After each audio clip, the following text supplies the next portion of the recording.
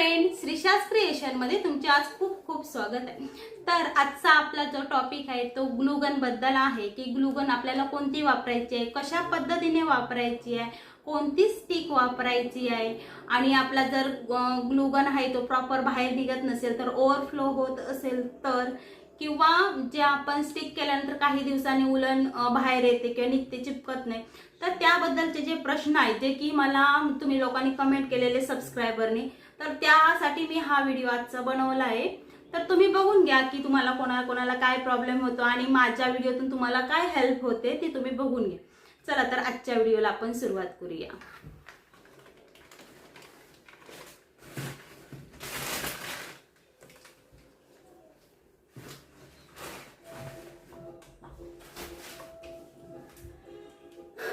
तर सगळ्यात आधी मी जेव्हा उलन मॅट सुरुवात केली होती ना तेव्हा मी ही बघा ही जी गन आहे ना 40 वॅटची ती यूज केली होती आणि ही 5 mm ची जी स्टिक आहे बघा ती यूज करायची।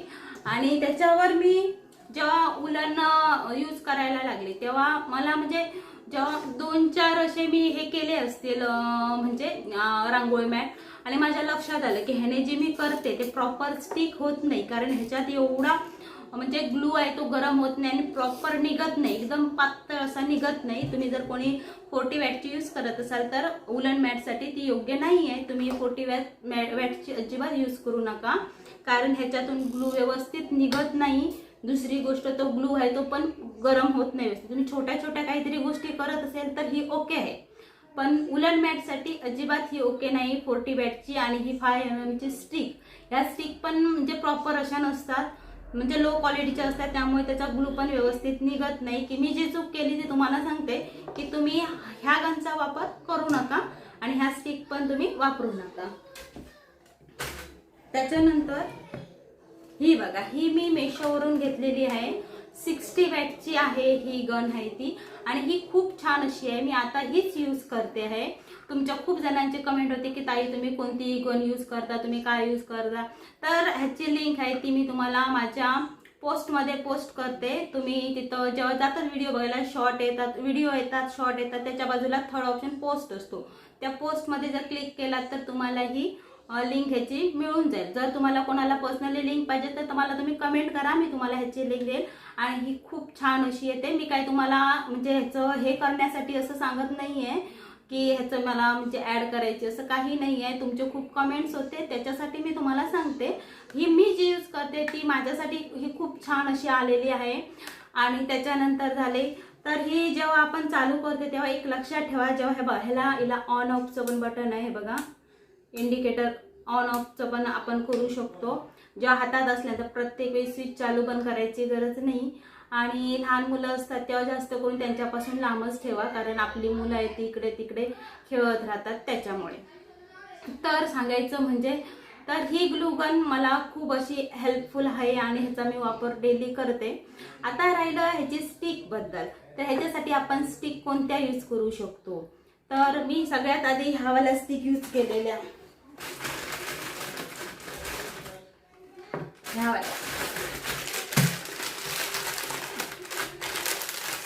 ह्यावाल्या स्टिक यूज केलेल्या, पण ह्यावाल्या ज्या स्टिक आहेत त्याने मला प्रॉब्लेम यायला लागला। तर मी आणि जेव्हा सर्च केलं तर मला ह्याच्या येल्लो स्टिक आहेत ना, येल्लोवाल्या त्या बघितल्या तर मी दोन्ही प्रोडक्ट मी मेशोवरूनच घेतले। तर मला त्याच्यापेक्षा ह्या ज्या स्टिक आहेत त्या बऱ्या वाटायला लागल्या कारण ह्या ज्या आहेत त्या म्हणजे व्यवस्थित स्टिक होतो। ह्याचा जो ग्लू आहे ह्याच्यातून जो आपण ग्लू गनमध्ये घालतो ह्या स्टिक तेव्हा ह्याचा जो ग्लू आहे तो प्रॉपर व्यवस्थित आणि पातळ असा निघतो, पण व्हाईटचा आहे तो एवढा निघत नाही। मी माझा एक्सपिरियन्स तुम्हाला सांगतो, प्रत्येकाचा वेगळा असू शकतो। ह्याच्यातून हा जरा हार्ड कसा आहे आणि हा जरा सॉफ्ट कसा आहे। आणि जर उलन मॅटसाठी तुम्ही वापरत असाल तर हा येल्लो आहे तो एकदम बेस्ट आहे। आणि खरंच याने म्हणजे तुम्ही जर कोणी यूज करत असाल तर त्याला अनुभव आला असेल की तुम्हाला कुठचा योग्य तो। आणि एक सांगायचं म्हणजे ह्याचा रेट आहे तो 263 आहे व्हाईट, ह्यांचा 40 पीस भेटतात, 7 mm चे आहेत ते आणि हे पण 7 mm चेच आहेत पण हे आय थिंक ह्याच्यापेक्षा 10-20 रुपये कमी आहेत ह्याच्यापेक्षा। आणि कमी आहेत ते आहेत. आणि एक तुम्हाला हे दाखवले आहेत 7 mm चे आणि हे पण दाखवले आहेत 7 mm चे. तर तुम्ही बघा 7 mm मध्ये फरक काय आहे तो. हे आहेत का 7 mm? नाही. तर आपल्याबरोबर काही वेळा तोटा होतो पण आपल्याला कळत नाही. आपण जेव्हा बघतो ते आपल्याला वाटतं हा ही 7 आहे, पण ही 7 mm ची नाही आहे. वरून ह्याचा रेटही जास्त आहे. हे मेशोवरूनच खरेदी केली आणि हा पण मेशोवरूनच करेल. पण ह्याचा म्हणजे आपल्याला फायदा कुठे होतो, तोटा कुठे होतो ते पण आपण लक्षात ठेवायला पाहिजे. तर ह्या मी मेशोवरून घेतलेल्या आहेत. ह्या बघा. तर तुम्ही यूज करताना ह्या येल्लोवाल्या यूज करा जास्त करून. एकदा यूज करून बघा, तुम्हाला अनुभव येईल. आणि ह्याचा रेटही कमी आहे. ह्याच्या जर कंपॅरिझन कराल तर ह्याचा रेटही तुम्हाला रिजनेबल आहे. आणि ह्याची जी लेंथ आहे ती प्रॉपर 7 mm आहे आणि ही जी आहे ह्याची 7 mm नाही आहे. हे चुकीचं आहे आणि हे हार्ड पण आहे आणि ह्याची क्वालिटी पण बरी नाही आहे. ह्याचा ग्लू पण व्यवस्थित निघत नाही आहे. जे मी यूज करते ते सांगते. त्याच्यानंतर तुम्हाला सांगायचं म्हणजे आणि जे मार्केटमध्ये असल्यावाला ग्लूगन भेटतात ते 10 रुपयाला एक भेटतात. त्यापेक्षा 10 रुपयाला एक म्हणजे 40 ह्यांचे किती झाले तुम्ही विचार करा. त्यापेक्षा तुम्ही जर असं ऑनलाईन तुम्ही तुमच्या ह्याने घेऊ शकता. सगळं मेशोवर आहे. आणि जर माझ्या ह्याने पाहिजे तर तुम्हाला मी सांगितलंय, तुम्हाला माझे ज्या व्हिडिओ येतात शॉर्ट येतात त्याच्यानंतर पोस्ट येते किंवा तुम्ही मला लिंक म्हणून जरी सांगितला तर मी तुम्हाला ह्यांची लिंक देऊन जाईन.